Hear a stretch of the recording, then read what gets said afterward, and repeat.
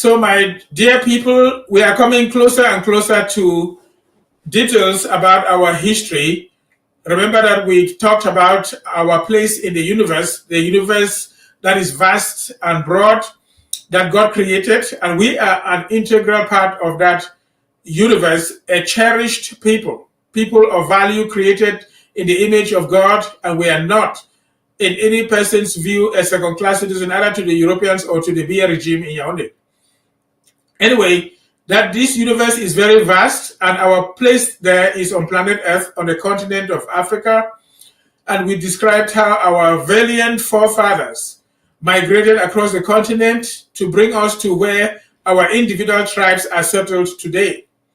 And I described the constitution of our tribes with traditional rulers and how they emerged and how they developed, and the different practices where you see them basically honoring and venerating different animals like elephants and lions and tigers, and chiefs sitting on tiger skins and drinking from buffalo horns and blessing out of those. I try to describe all of that to our people. But I want to go into the history and more details of what truly happened to the children of the Ambas Bay Protectorate of the British, the children of Amazonia, or the children of the former British Southern Cameroon. In the previous program, we talked and brought us to the point where you had the popular conference, Berlin, and in that conference, the British ceded their protectorate of the Ambas Bay to the Germans, and so we found ourselves now in the German colony. Remember, I mentioned that in terms of European exploration in the African continent, around 1400, you had Vasco da Gama and the Portuguese that came and settled around Douala and noticed the shrimps by which Cameroon eat. And then I mentioned that around 1848, Joseph Merrick, a Baptist missionary, came and settled in the land of Ambazonia to spread the gospel.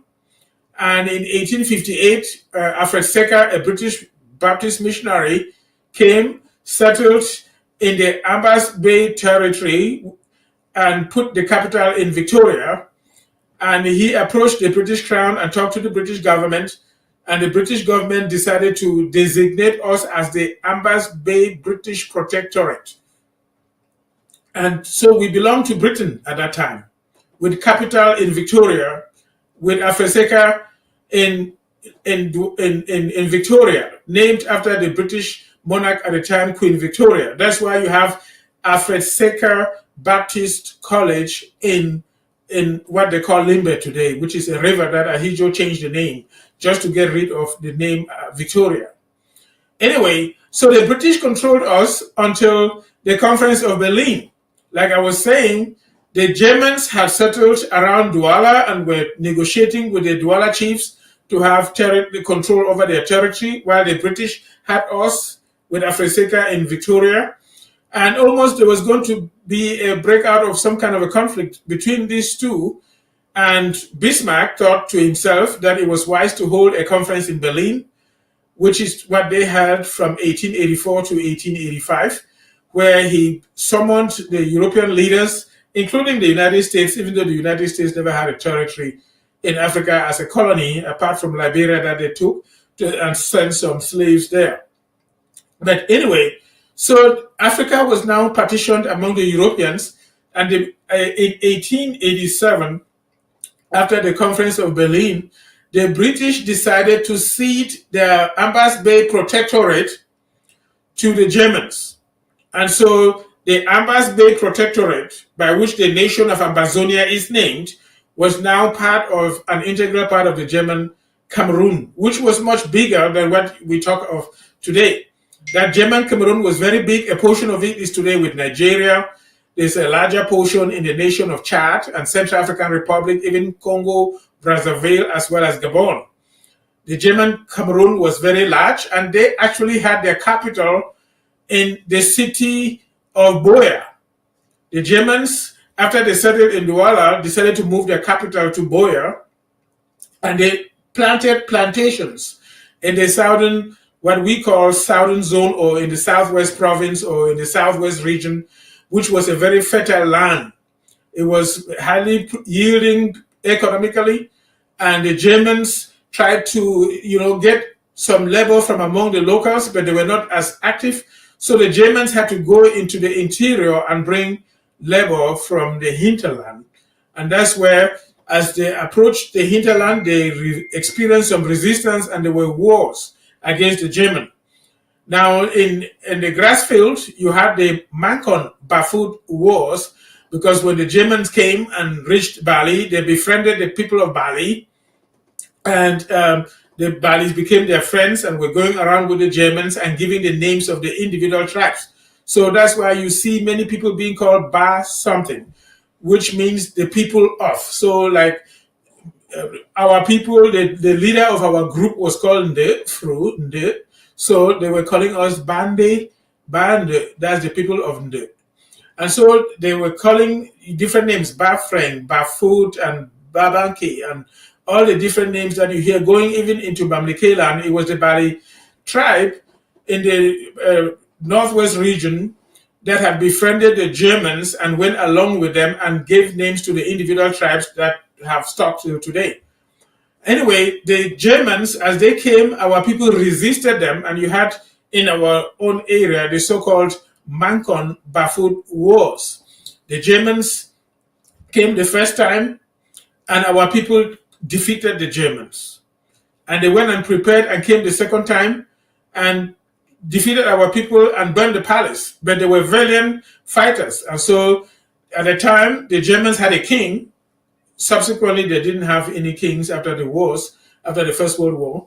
But the Kaiser, the king of Germany, decided to honor the fount of Mancon with a crown because he was a valiant fighter. So if you go to the Mancon Font Palace, you will see this regalia that was given to him by the German king. And so the Germans experienced resistance, not only around the Mancon Bafut Wars, but as they went further through Ketunjia area, reaching to Bamum land, they also had resistance from the Bamums and many others. There were other resistances in other areas, but whatever the case, the Germans did succeed to subdue the population. They even took the fount of Bafut and sent him in exile to Douala. In those days, remember, there were no roads. They sent the fount of Bafut to Douala in exile, and eventually he came back. And so the Germans took the population from this northern zone to the southern zone to work the plantations. That's why you have so many people from the northern zone in the southern zone, because they were taken there by the Germans and made to work in the plantations. These people are very hardworking, much harder working than the locals in the southern zone. The Germans were experts in building plantations. All the different plantations that you see there were done by the Germans, not only palm plantations, rubber plantations, banana plantations, and so many others.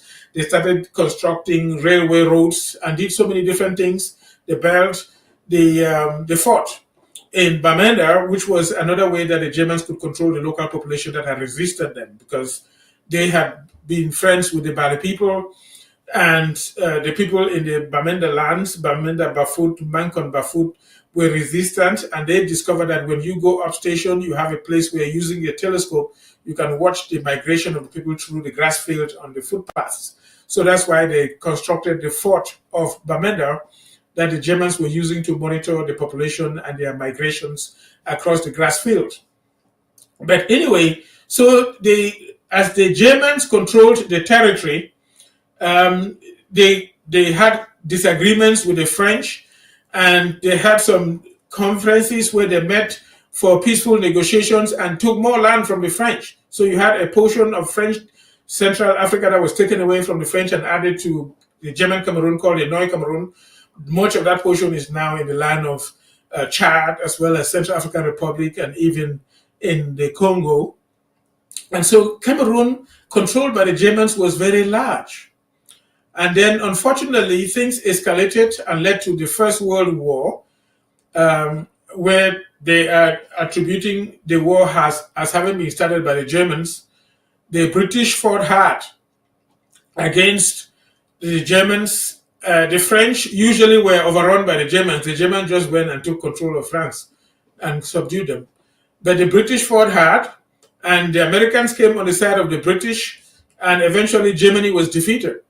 So Germany controlled the territory of Cameroon from 1884 right through to 1918, when this First World War ended, and so the territory was taken away from the Germans. That is a period of about 34 years that the Germans controlled the land of Cameroon, which constituted the territory that incorporates the land of Ambazonia, where we belong.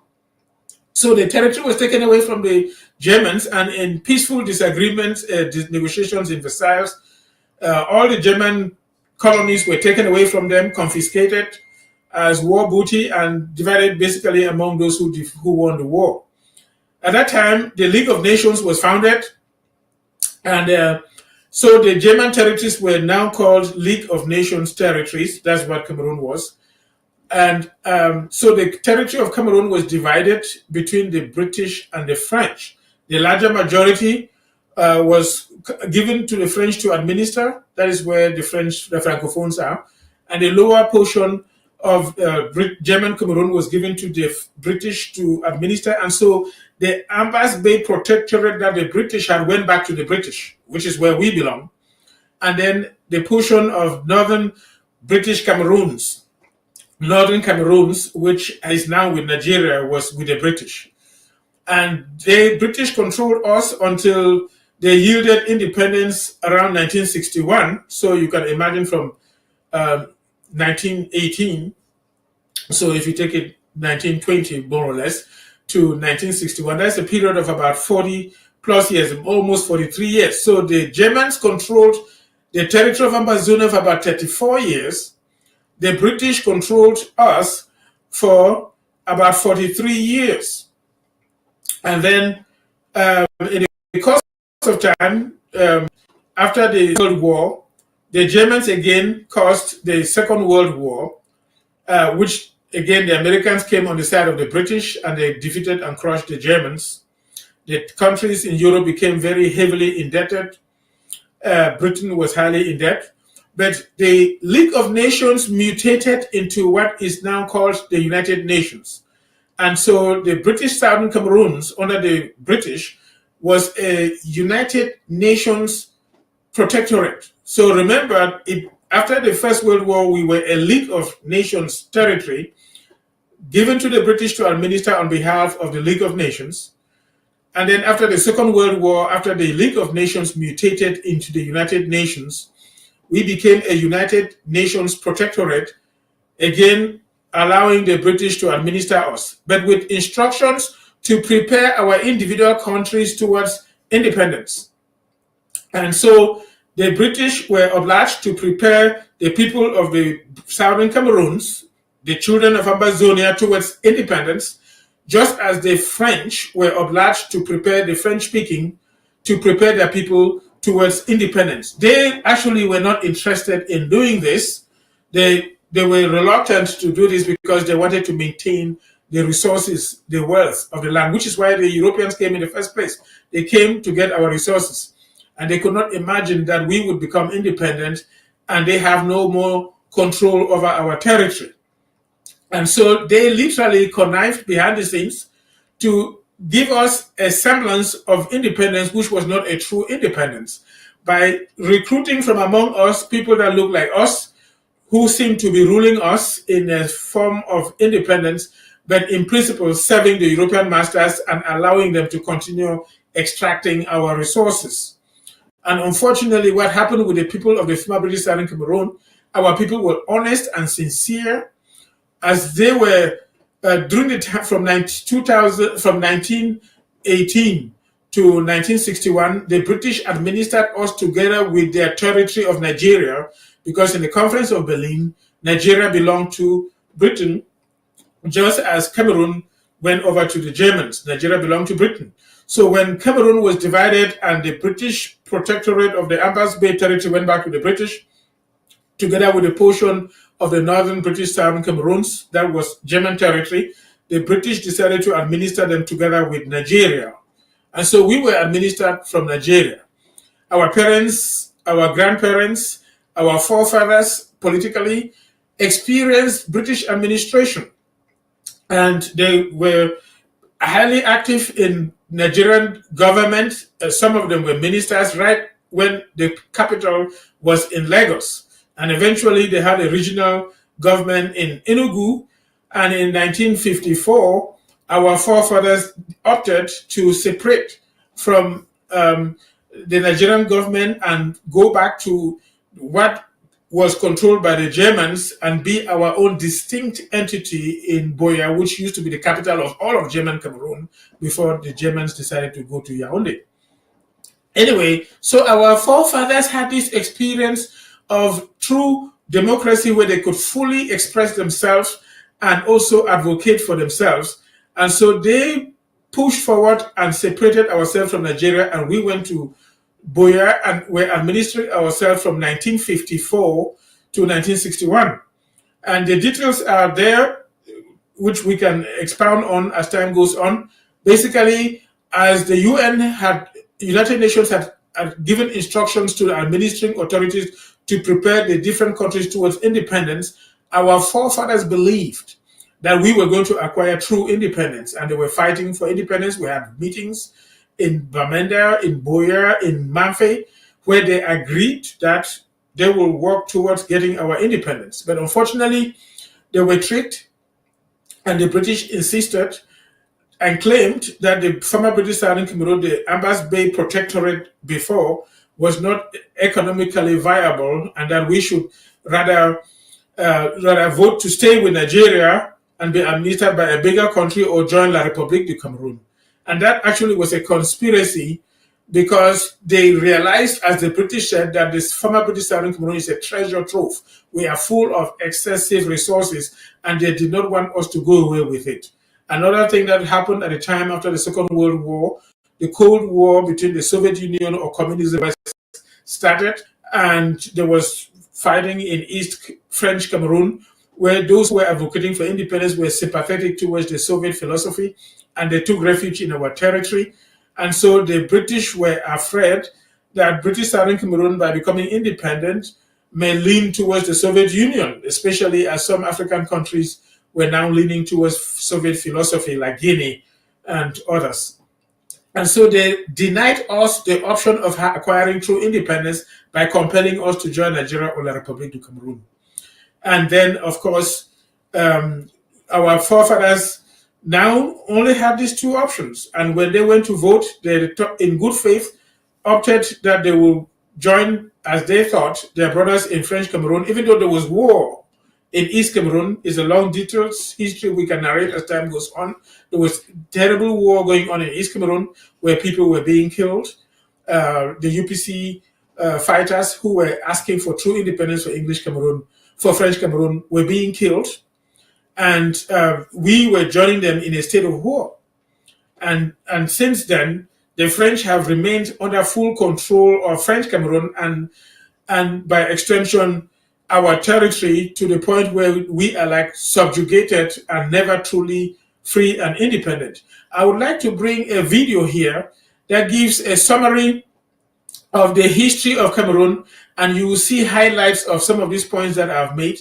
And like I said, as time goes on in this program, we will expound and add more flesh to the skeleton of the things that I've said. But let's watch that video that gives a summary of the history of Cameroon, to which also partially the children of Amazonia belong. Let's watch the In today's video, we are going to learn all about the history of Cameroon. If you like this content, don't forget to leave a like and hit the subscribe button. At the crossroads of West Africa and Central Africa, the territory of what is now Cameroon has seen human habitation since some time in the Middle Paleolithic, likely no later than 130,000 years ago. The earliest discovered archaeological evidence of humans dates from around 30,000 years ago at Shumlaka. The Bamenda Highlands in western Cameroon near the border with Nigeria are the most likely origin for the Bantu peoples, whose language and culture came to dominate most of Central and Southern Africa between 1000 BCE and 1000 CE. European traders arrived in the 15th century, and Cameroon was the exonym given by the Portuguese to the Wari River, which they called Rio dos Cameros, River of Shrimps, or Shrimp River, referring to the then abundant Cameroon ghost shrimp. Cameroon was a source of slaves for the slave trade. While the northern part of Cameroon was subject to influence from the Islamic kingdoms in the Chad Basin and the Sahel, the south was largely ruled by small kings, chieftains, and fons. Cameroon as a political entity emerged from the colonization of Africa by Europeans. From 1884, Cameroon was a German colony, German Cameroon, with its borders drawn through negotiations between the Germans, British, and French. After the First World War, the League of Nations mandated France to administer most of the territory, with the United Kingdom administering a small portion in the west. Following World War II, the League of Nations' successor, the United Nations, instituted a trusteeship system, leaving France and Britain in control of their respective regions, French Cameroon and British Cameroon. In 1960, Cameroon became independent, with part of British Cameroons voting to join former French Cameroon. Cameroon has had only 2 presidents since independence, and while opposition parties were legalized in 1990, only one party has ever governed. Cameroon has maintained close relations with France and allied itself largely with Western political and economic interests throughout the Cold War and into the 21st century. This consistency gave Cameroon a reputation as one of the most stable countries in the region. In 2017, tensions between Anglophone Cameroonians in former British territory and the Francophone-dominated government led to an ongoing civil war known as the Anglophone crisis in the west of the country, while Islamist insurgents Boko Haram continue to carry out military and terror attacks in the north of the country. Prehistory, archaeological research has been relatively scarce in Cameroon due to a lack of resources and transportation infrastructure.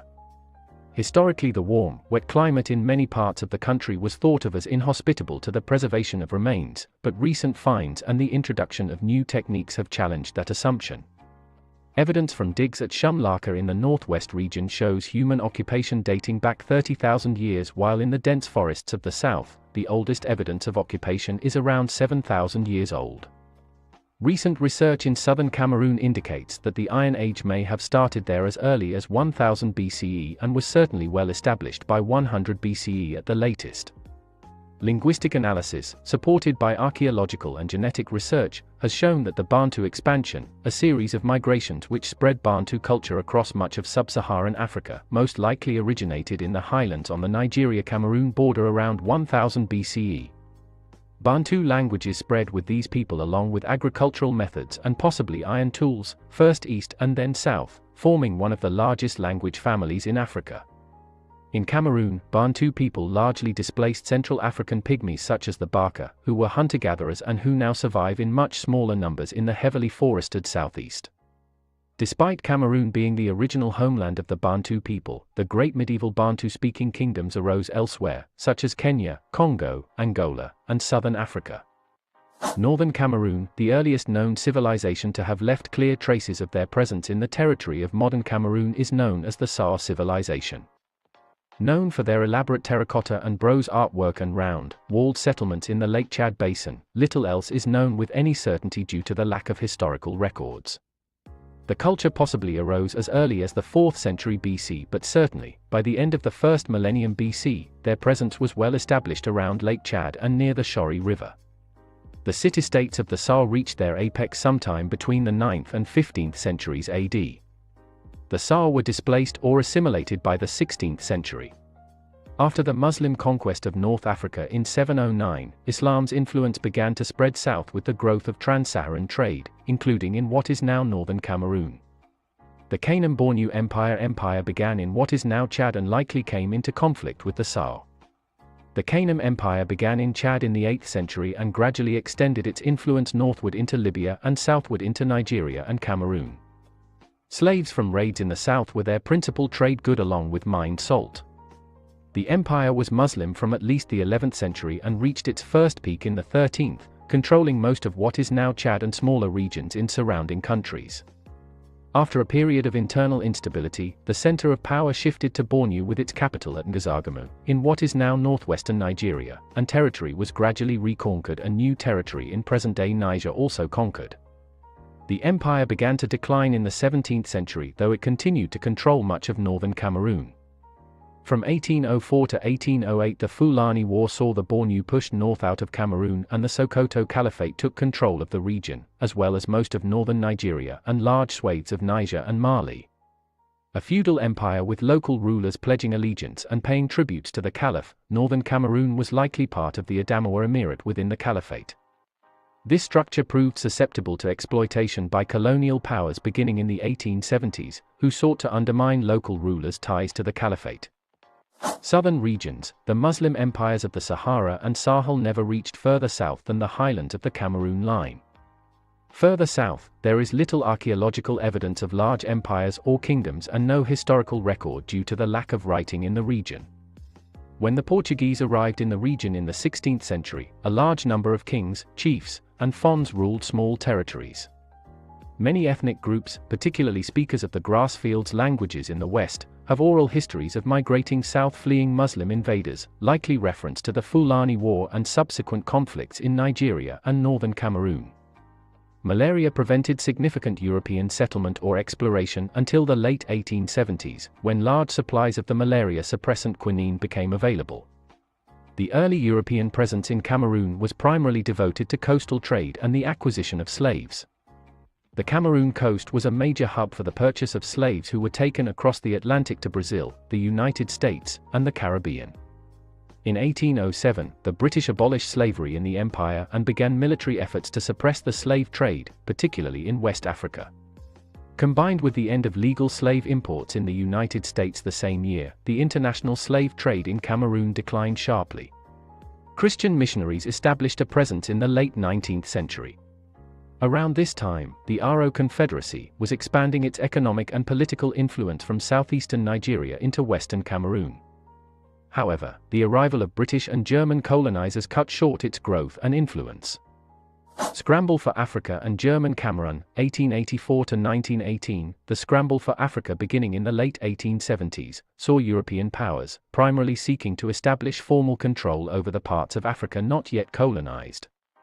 The Cameroon coast was of interest to both the British, already established in what is now Nigeria and with missionaries outposts in several towns, and the Germans who had extensive trading relationships and plantations established in the Douala region. On July 5, 1884, German explorer and administrator Gustav Nachtigal began signing agreements with Douala leaders establishing a German protectorate in the region. A brief conflict ensued with rival Douala chiefs which Germany and its allies won, leaving the British with little choice but to acknowledge Germany's claim to the region. The borders of modern Cameroon were established through a series of negotiations with the British and French. Germany established an administration for the colony with a capital first at Buea and later at Yaoundé and continued to explore the interior and co-opt or subjugate local rulers. The largest conflicts were the Barfoot Wars and the Adamawa Wars, which ended by 1907 with German victories. Germany was particularly interested in Cameroon's agricultural potential and entrusted large firms with the task of exploiting and exporting it. German Chancellor Otto von Bismarck defined the order of priorities as follows: first the merchant, then the soldier. It was under the influence of a businessman Adolf Warman, whose company set up a trading house in Douala, that Bismarck, initially skeptical about the interest of the colonial project, was convinced. Large German trading companies, Warman, Janssen and Thormalen, and concession companies, Südkamerun Gesellschaft, Nordwest Kamerun Gesellschaft, established themselves massively in the colony. Letting the big companies impose their order, the administration simply supported them, protected them, and tried to eliminate indigenous rebellions. The Imperial German government made substantial investments in the infrastructure of Cameroon, including the extensive railways, such as the 160-meter single-span railway bridge on the southern branch of Sanaga River. However, the indigenous peoples proved reluctant to work on these projects, so the Germans instigated a harsh and unpopular system of forced labor. In fact, Jesko von Puttkamer was relieved of duty as governor of the colony due to his untoward actions toward the native Cameroonians. In 1911, at the Treaty of Fez, after the Agadir crisis, France ceded a nearly 300,000 square kilometers portion of the territory of French Equatorial Africa to Cameroon, which became New Cameroon, while Germany ceded a smaller area in the north in present-day Chad to France. Shortly after the outbreak of World War I in 1914, the British invaded Cameroon from Nigeria and the French from French Equatorial Africa in the Cameroon Campaign. The last German fort in the country surrendered in February 1916. After the Allied victory, the territory was partitioned between the United Kingdom and France, which was formalized on June 28, 1919, with League of Nations mandates, Class B. France gained the larger geographical share, transferred New Cameroon back to neighboring French colonies, and ruled the rest from Yaoundé as Cameroun, French Cameroons. Britain's territory, a strip bordering Nigeria from the sea to Lake Chad, with a roughly equal population, was ruled from Lagos as part of Nigeria, known as Cameroons, British Cameroons. League of Nations mandate, Free France, and UN Trust territory, the French administration declined to return much of the property in Cameroon to its prior German owners, reassigning much of it to French companies. This was particularly the case for the Société Financière des Caoutchoucs, which obtained plantations put into operation during the German period and became the largest company in French Cameroon.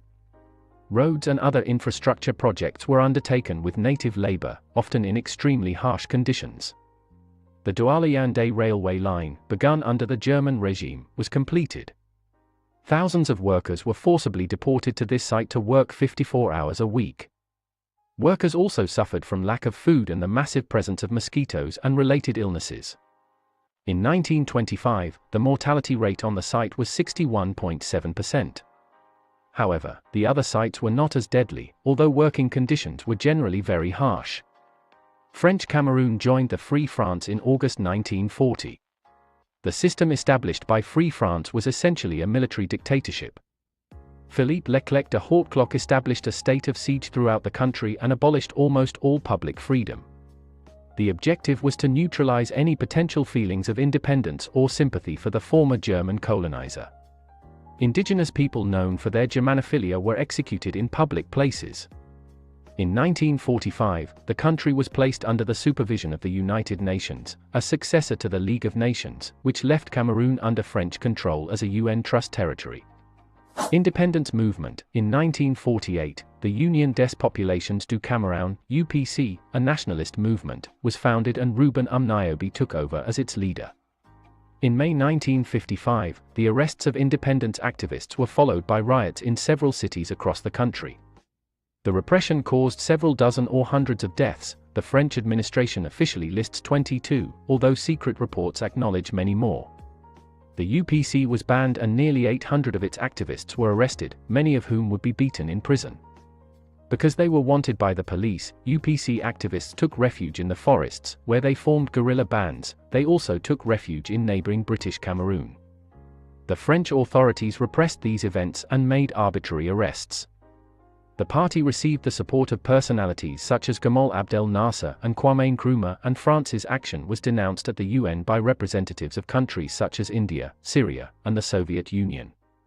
An insurrection broke out among the Bassa people on 18 to 19 December 1956.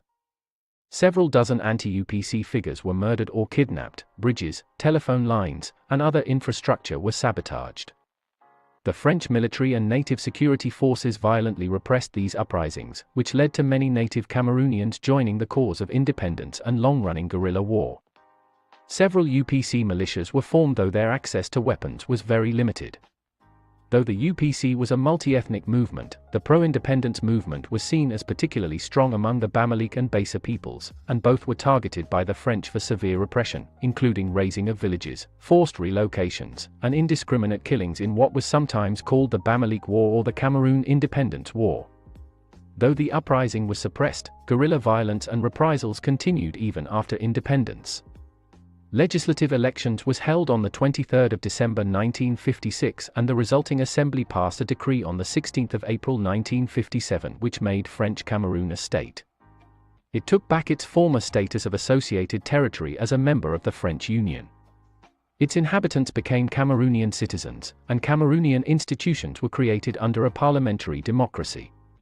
On the 12th of June 1958, the Legislative Assembly of French Cameroon asked the French government to accord independence to the state of Cameroon at the end of their trusteeship. Transfer every competence related to the running of internal affairs of Cameroon to Cameroonians. On the 19th of October 1958, France recognized the right of its United Nations Trust territory to choose independence. On the 24th of October 1958, the Legislative Assembly of French Cameroon solemnly proclaimed the desire of Cameroonians to see their country accede full independence on the 1st of January 1960.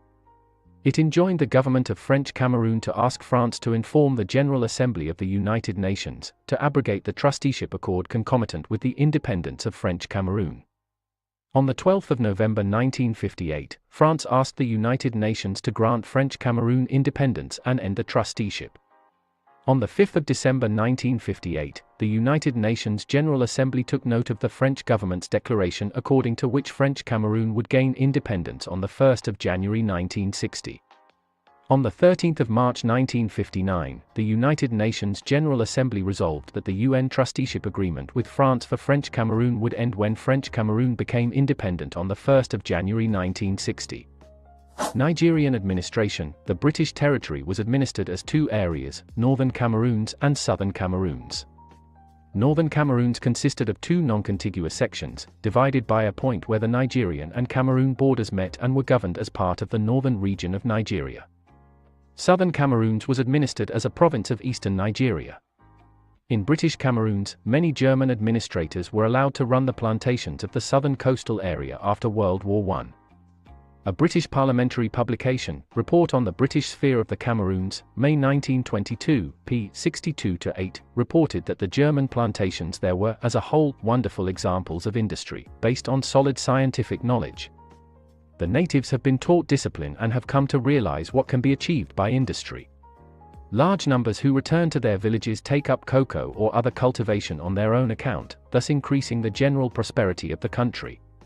In the 1930s, most of the white population still consisted of Germans, most of whom were interned in British camps starting in June 1940. The native population showed little interest in volunteering for the British forces during World War II, only 3,500 men did so. When the League of Nations ceased to exist in 1946, British Cameroons was reclassified as a UN Trust territory, administered through the UN Trusteeship Council, but remained under British control.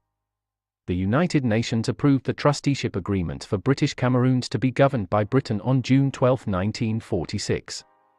Plebiscite and independence. French Cameroun became independent, as Cameroun or Cameroon, in January 1960, and Nigeria was scheduled for independence later that same year, which raised the question of what to do with the British territory. After some discussion, which had been going on since 1959, a plebiscite was agreed to and held on the 11th of February 1961. The Muslim-majority northern area opted for union with Nigeria, and the southern area voted to join Cameroon. Independence and the Ahidjo era, 1960 to 1982, French Cameroon achieved independence on January 1, 1960. After Guinea, it was the second of France's colonies in sub-Saharan Africa to become independent. On the 21st of February 1960, the new nation held a constitutional referendum, approving a new constitution. On the 5th of May 1960, Amadou Ahidjo became president. Ahidjo aligned himself closely with France and allowed many French advisors and administrators to stay on, as well as leaving most of the country's assets in the hands of French companies. Union with Southern Cameroons. On the 12th of February 1961, the results of the Southern Cameroon plebiscite were announced, and it was learned that Southern Cameroons had voted for unification with the Republic of Cameroon, sometimes called reunification, since both regions had been part of German Cameroon. To negotiate the terms of this union, the Foumban Conference was held on 16 to 21 July 1961.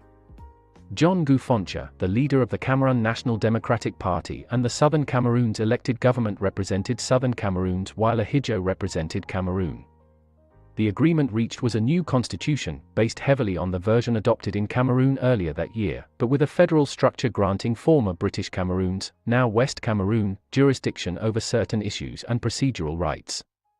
Buea became the capital of West Cameroon while Yaoundé doubled as the federal capital and East Cameroonian capital. Neither side was particularly satisfied, as Ahidjo had wanted a unitary or more centralized state, while the West Cameroonians had wanted more explicit protections. On the 14th of August 1961, the federal constitution was adopted, with Ahidjo as president. Foncha became the Prime Minister of West Cameroon and Vice President of the Federal Republic of Cameroon.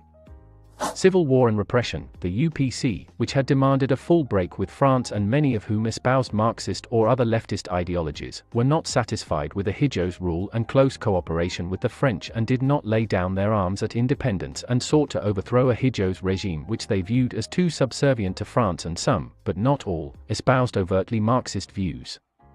Ahidjo requested continued French assistance in suppressing the UPC rebels in what became known as the Bamileke War, after the region where much of the fighting took place. The UPC was ultimately defeated, with government forces capturing the last important rebel leader in 1970. During the intervening years, Ahidjo used emergency powers granted due to the war and the fear of further ethnic conflict to centralize power in himself. He implemented a highly centralized and authoritarian government that used arbitrary police custody, prohibition of meetings and rallies, submission of publications to prior censorship, restriction of freedom of movement through the establishment of passes or curfews, and a prohibition on trade unions to prevent opposition. Anyone accusation of compromising public safety was handled outside traditional criminal process, without the right to a lawyer or any appeal. Sentences of life imprisonment at hard labor or death were numerous, and executions were often public. In 1966, opposition parties were banned and Cameroon became a one-party state. On the 28th of March 1970, Ahidjo was re-elected as president with 100% of the vote and 99.4% turnout. Solomon Tandeng Muna became vice president. In 1972, a referendum was held on a new constitution, which replaced the federation between East and West with a unitary state called the United Republic of Cameroon, and further expanded the power of the president. Official results claimed 98.2% turnout and 99.99% of votes in favor of the new constitution. Although Ahidjo's rule was authoritarian, he was seen as noticeably lacking in charisma in comparison to many post-colonial African leaders. He didn't follow the anti-Western policies pursued by many of these leaders, which helped Cameroon achieve a degree of comparative political stability, retain Western investment, and see fairly steady economic growth. Discovery of oil, Cameroon became an oil-producing country in 1977. The accounting of oil revenues was totally opaque, and many Cameroonians felt the money was mismanaged or embezzled since. Oil remains a primary driver of the economy, though the country is not as oil-dependent as many other producers in the region. Biya era, 1982, on the 30th of June 1975, Paul Biya, a long-serving bureaucrat and administrator in the Ahidjo government, was appointed prime minister. On November 4, 1982, Ahidjo resigned as president and Biya was his legal successor. Many observers were surprised, as Biya is a Christian from the south while Ahidjo was a Muslim from the north, and Ahidjo was only 59 years old. However, Ahidjo did not resign his role as leader of the governing party, and many speculated that he hoped Biya would be a figurehead, or perhaps even a temporary caretaker, as Ahidjo was rumored to be ill and receiving medical care in France. Rift and coup attempt. Despite previous good relations, in 1983 a rift was apparent between Biya and Ahidjo. Ahidjo left for France and publicly accused Biya of abuse of power. Ahidjo sought to use his continuing control over the party apparatus to sideline Biya, by causing the party, not the president, to set the government's agenda. However, at the party conference in September, Biya was elected to lead the party and Ahidjo resigned. In January 1984, Biya was elected president of the country, running unopposed.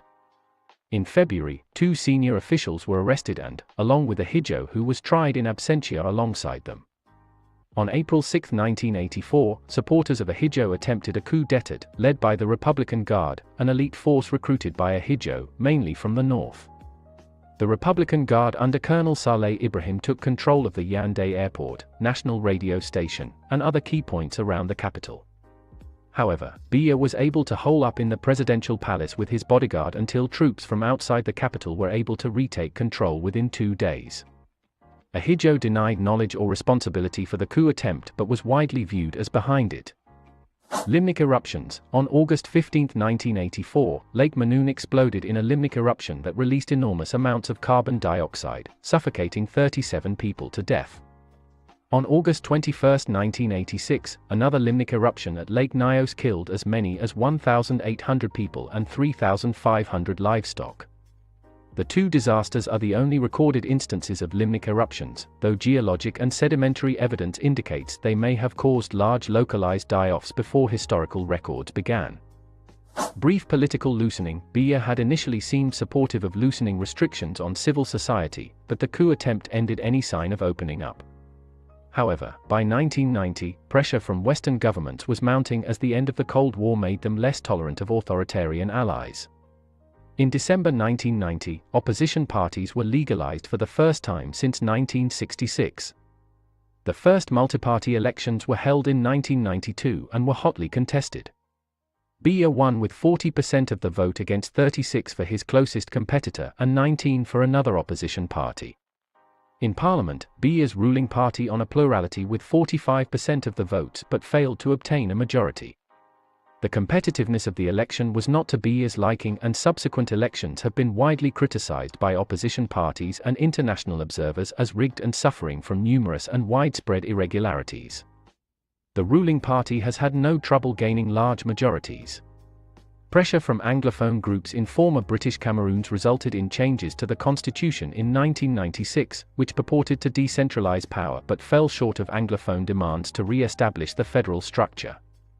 As a result of continued opposition, many of the changes adopted in 1996 have never been fully implemented and power remains highly centralized in the president. Bakassi border conflict. Bakassi is a peninsula on the Gulf of Guinea between the Cross River estuary and the Rio del Rey estuary on the east. The area was administered by Nigeria through the colonial era. However, after independence, efforts to demarcate the border revealed that a 1913 agreement between Britain and Germany placed Bakassi in German Cameroon and accordingly should belong to Cameroon. Nigeria pointed to other colonial-era documents and agreements and their long history of administration to object to this narrative. The competing claims grew contentious after oil was discovered in the region. An agreement between the two countries in 1975 was derailed by a coup in Nigeria. In 1981, clashes between Nigerian and Cameroonian forces resulted in several deaths and nearly led to war between the two nations. The border saw further clashes several times throughout the 1980s. In 1993, the situation worsened with both countries sending large military contingents to the region and numerous reports of skirmishes and attacks against civilians. On the 29th of March 1994, Cameroon referred the matter to the International Court of Justice, ICJ. In October 2002, the International Court of Justice ruled in favor of Cameroon. However, the ruling was resisted by Nigeria. Pressure from the UN and international community and the threat of withdrawal of foreign aid ultimately forced Nigeria to acquiesce, and in 2006 the Green Tree Agreement laid out a plan for the transfer of administration over 2 years. The transfer was successfully accomplished, but many inhabitants of the peninsula retained their Nigerian citizenship and remained dissatisfied with the transition. Low-level violence continued until it was subsumed in the Anglophone crisis in 2017. 2008 protests. In February 2008, Cameroon experienced widespread violent unrest as a strike by transport workers opposing high fuel prices and poor working conditions coincided with President Paul Biya's announcement that he wanted the constitution to be amended to remove term limits. Biya was scheduled to leave power at the end of his term in 2011. After several days of widespread rioting, looting, and reports of gunfire in all the major cities, calm was eventually restored after a crackdown with thousands arrested, and at least several dozen killed. The government announced lower fuel prices, increased wages for the military and civil servants, and decreased duties on key foodstuffs and construction materials. Many opposition groups reported additional harassment and restrictions on speech, gatherings, and political activity in the wake of the protests. Ultimately, the constitutional term limits were revoked and Biya was re-elected in 2011 in an election criticized by the opposition and international observers as plagued by irregularities and low turnout. Boko Haram. In 2014, the Boko Haram insurgency spread into Cameroon from Nigeria. In May 2014, in the wake of the Chibok schoolgirl kidnapping, Presidents Paul Biya of Cameroon and Idriss Déby of Chad announced they were waging war on Boko Haram and deployed troops to the northern Nigerian border. Cameroon announced in September 2018 that Boko Haram had been repelled, but the conflict persists in the northern border areas nonetheless. Anglophone crisis. In November 2016, major protests broke out in the Anglophone regions of Cameroon.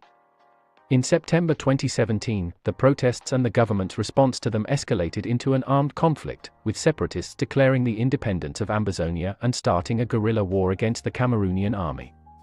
Football. Cameroon has received some international attention following the relative success of its football team. It has qualified for the FIFA World Cup on several occasions. Its most notable performance was at Italia 90, when the team beat Argentina, the then reigning champions in the opening game. Cameroon eventually lost in extra time in the quarter-finals to England. Congratulations, you made it to the end of this video. You are now officially an expert in the... So, my dear people, I'm very happy that you were able to stay in there and listen to the program to this point. Remember that while we are grateful for the presentation by this European, most of the information may be true, but some of it is not very much in line with our opinion about the situation. So we'll add more meat to the skeleton as time goes on.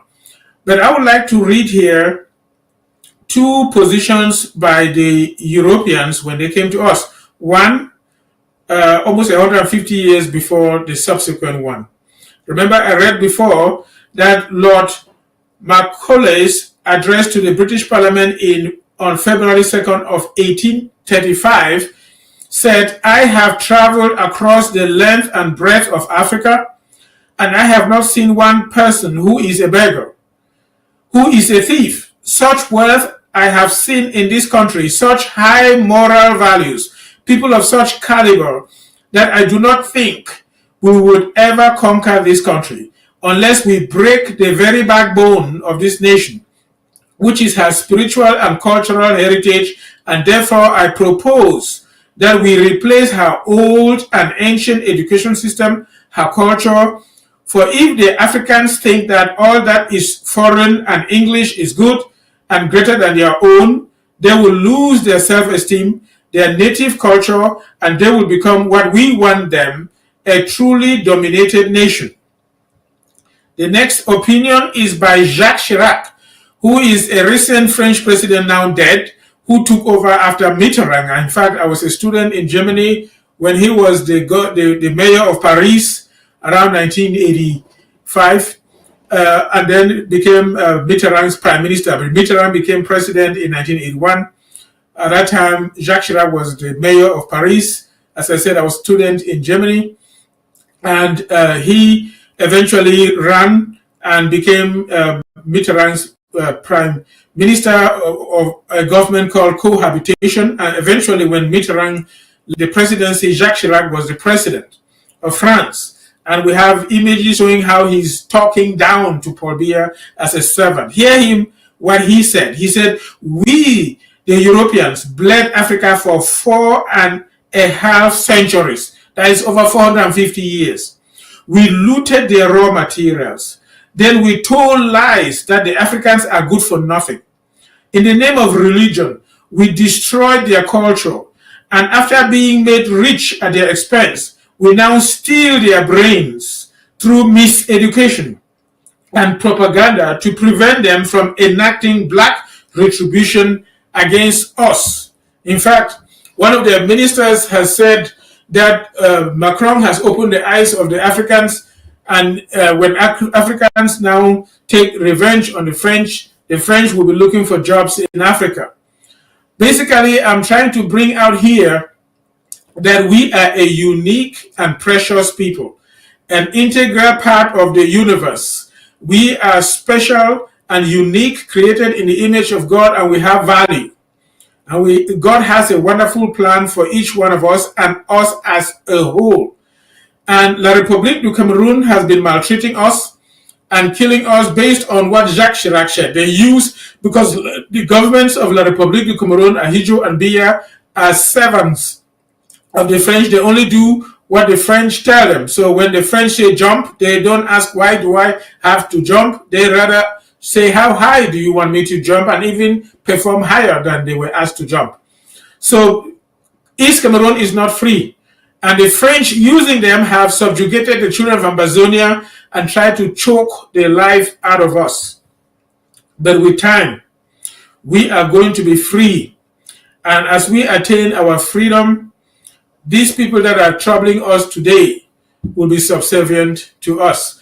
In future programs, we will give more details. As I said, more meat upon the skeleton of what we have presented, more details of our understanding of our history and how things have evolved.